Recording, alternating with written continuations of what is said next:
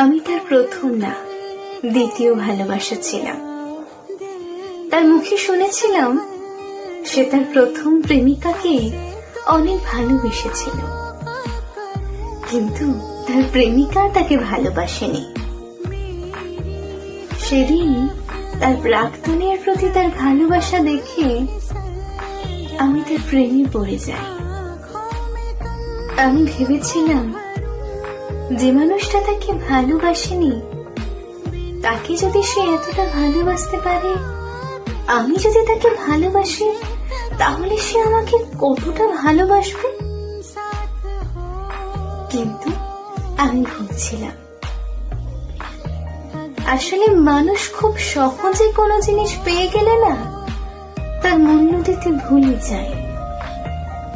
তার জলজান্ত প্রমাণ আমি নিজেই।